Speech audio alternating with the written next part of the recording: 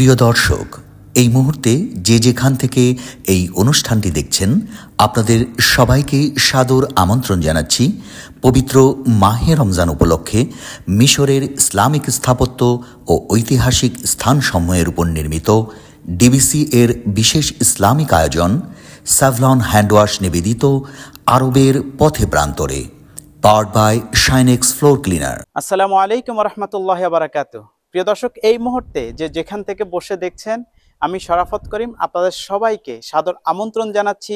প্রিয় দর্শক, আজকের পর্বে আপনাদেরকে নিয়ে এসেছি মিশরের কায়রোতে অবস্থিত দুইজন বিখ্যাত সাহাবীর মাকবারায়। একজন হচ্ছে উকবা ইবনে আমের রাদিয়াল্লাহু তাআলা আনহু। আপনারা আমার পিছনে দেখতে পাচ্ছেন, এটি হচ্ছে যে মসজিদে উকবা ইবনে আমের রাদিয়াল্লাহু তাআলা আনহু। ওনার নামেই মসজিদটি করেছেন। উনি শায়িত রয়েছেন এই মসজিদের এক পাশে, এবং তার পাশেই এক পাশে রয়েছে ওমর ইবনুল আস রাদিয়াল্লাহু তাআলা আনহু, যিনি মিশরকে বিজয় করেছেন। শেষ পর্যন্ত আমাদের সাথেই থাকুন। সুপ্রিয় দর্শক ও শ্রোতা, আজকের পর্বে আপনাদেরকে আমরা নিয়ে এসেছি মিশর বিজয়ের অন্যতম বীর সেনানী, বিখ্যাত সাহাবী, সমস্ত তেলাওয়াতের অধিকারী, বিশিষ্ট ফকিহ উকবা ইবনে আমের রাদিয়াল্লাহু তাআলা আনহু আল জুহানী রাদিয়াল্লাহু তাআলা আনহুর মাকবারাতে, যেটি কায়রোর জান্নাতের পাহাড় জাবালে মুকাত্তামের পাদদেশে অবস্থিত। যিনি ইসলাম গ্রহণ করেছিলেন রাসূল আরবি সাল্লাল্লাহু আলাইহি ওয়াসাল্লামের মদিনায় হিজরতের পরে। মিশর ও শাম বিজয়ে খলিফাতুল মুসলিমিন ওমর ইবনুল খাত্তাব রাদিয়াল্লাহু তাআলা আনহুর নির্দেশে সাইয়্যিদুনা আমর ইবনুল আস রাদিয়াল্লাহু তাআলা আনহুর সাথে সরাসরি অংশগ্রহণ করেছিলেন। যিনি হযরতে মুআবিয়া রাদিয়াল্লাহু তাআলা আনহুর নেতৃত্বে ৪৪ হিজরিতে তিনি মিশরের গভর্নরের দায়িত্ব পালন করেছেন।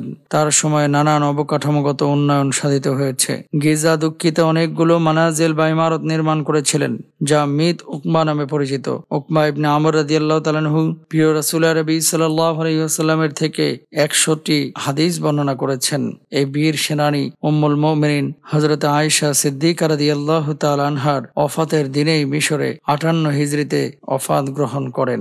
আপনারা এখন যে মসজিদ এবং মাকাম দেখতে পাচ্ছেন, এখানেই তিনি সমাহিত আছেন। রাসূল সাল্লাল্লাহু আলাইহি ওয়াসাল্লাম তাকে ভালোবেসে একটি কোষ্ঠী পাথর উপহার দিয়েছিলেন। তিনি সর্বদা সেটি তার সঙ্গে রাখতেন। প্রিয় হাবিবের দেওয়া সেই কালো পাথরটি আজও তার মাকবারার দেয়ালে সংরক্ষণ করা হয়েছে। প্রিয় দর্শক, আজকে আপনাদেরকে নিয়ে এসেছি বিশিষ্ট সাহাবী উকবা ইবনে আমের আল জুহাইনী এর মাকবারায়। এখানে সুন্দর করে লেখা আছে, হাযা মাকামু আরিফ বিল্লাহ শাইখ উকবা ইবনে আমের আল জুহানী। এই বিশিষ্ট সাহাবী তিনি ১০০টি হাদিস বর্ণনা করেছেন। আমার এই পাশে একটি পাথর, বলা হয় তিনি যখন মিশরে আসেন, মিশর কিন্তু বিজয় করেছেন তিনি, ৩ বছর কিন্তু তিনি মিশরের গভর্নর ছিলেন। এই যে কালো পাথরটা, আমার রাসূল করিম সাল্লাল্লাহু আলাইহি ওয়াসাল্লাম তিনি উকবা ইবনে আমের আল জুহাইনীকে রাদিয়াল্লাহু তাআলা আনহু ওনাকে এটা হাদিয়া স্বরূপ দিয়েছেন।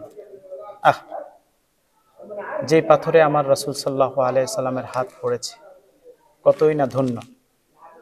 আপনারা মাকামের উপরে এই বৃহৎ গম্বুজটি দেখতে পাচ্ছেন, যেটি সুলতান সালাহউদ্দিন আইয়ুবী রাহিমাহুল্লাহ তৈরি করেছিলেন। রাসূল সাল্লাল্লাহু আলাইহি ওয়াসাল্লামের মুবারক সোহবতে ধন্য প্রখ্যাত ফকিহ সাহাবী মিশর বিজেতা উকবা ইবনে আমর রাদিয়াল্লাহু তাআলা আনহু ছিলেন সুমিষ্ট কণ্ঠের অধিকারী। সুললিত সুরের সুমধুর তেলাওয়াত করতে পারতেন তিনি। একবার সাইয়্যিদুনা ওমর রাদিয়াল্লাহু তাআলা আনহু উকবা ইবনে আমর রাদিয়াল্লাহু তাআলা আনহুকে তেলাওয়াত করে শোনানোর জন্য অনুরোধ করলেন। যখনই তিনি তেলাওয়াত শুরু করলেন, ওমর রাদিয়াল্লাহু তাআলা আনহু তার তেলাওয়াত শুনে কান্নায় ভেঙে পড়লেন। যে কণ্ঠ খলিফাতুল মুসলিমিনকে অস্ত্রসিক্ত করেছে, সে কণ্ঠ কতই না মধুর ছিল।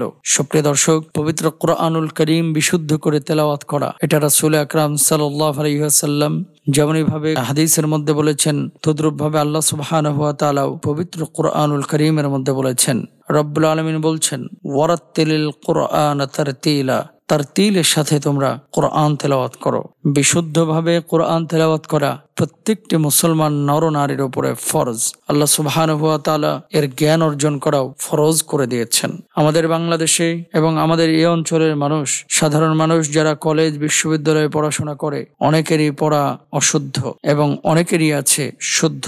অথচ মিশর, সৌদি আরবের অসংখ্য মানুষ রয়েছে যারা দুনিয়াবি শিক্ষায় শিক্ষিত, ডাক্তার হয়েছেন, বিজ্ঞানী হয়েছেন, ইঞ্জিনিয়ার হয়েছেন, বড় বড় স্কলার হয়েছেন, কিন্তু কোরআনুল করিমের তেলাওয়াত তাদের অশুদ্ধ নয়, বরং কোরআনুল করিমকেও তারা শ্রদ্ধা করেছেন, শুদ্ধ করে তেলাওয়াত করেছেন। প্রিয় দর্শক, আল্লাহ সুবহানাহু ওয়া তাআলা পবিত্র কোরআনুল করিম নাজিল করেছেন হুদাল্লিন নাস, মানুষের হেদায়েতের জন্য, হুদাল্লিল মুত্তাকিন, মুত্তাকিদের হেদায়েতের জন্য। রমজান মাস চলছে, এই মাসে আল্লাহ সুবহানাহু ওয়া তাআলা পবিত্র কোরআনুল করিম নাজিল করেছেন। আল্লাহ তাআলা বলছেন, শাহরু রমাদানাল্লাযী উনজিলা ফীহিল কুরআন হুদাল লিন-নাস ওয়া বাইয়িনাতিন মিনাল হুদা ওয়াল ফুরকান।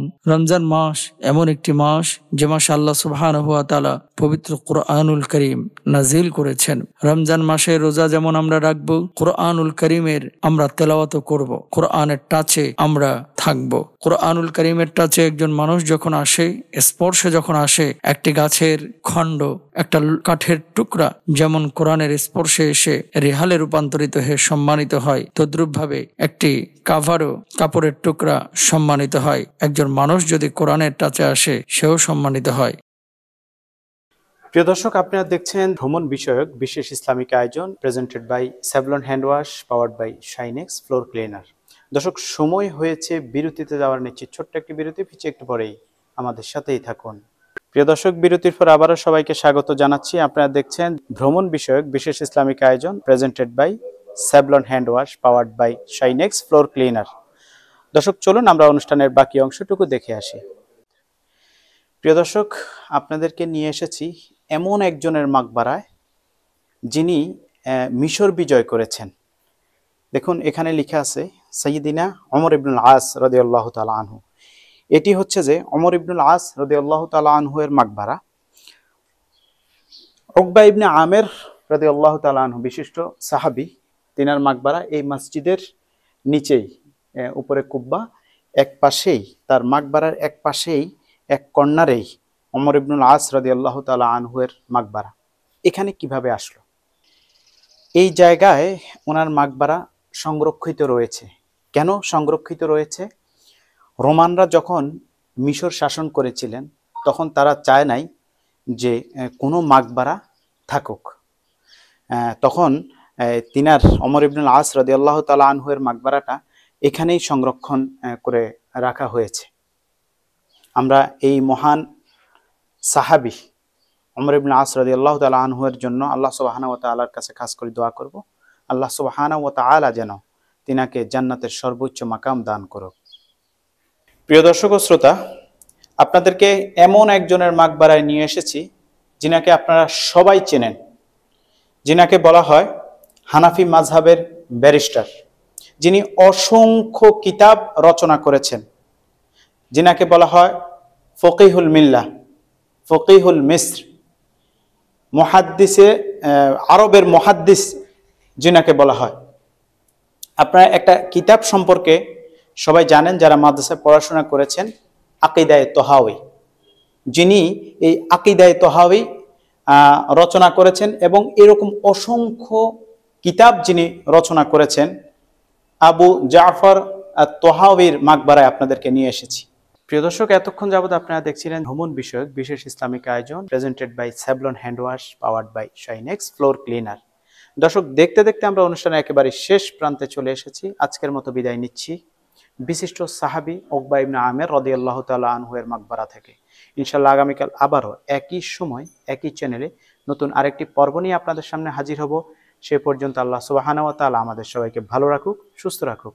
আসসালামু আলাইকুম ওয়া রাহমাতুল্লাহি ওয়া বারাকাতুহু।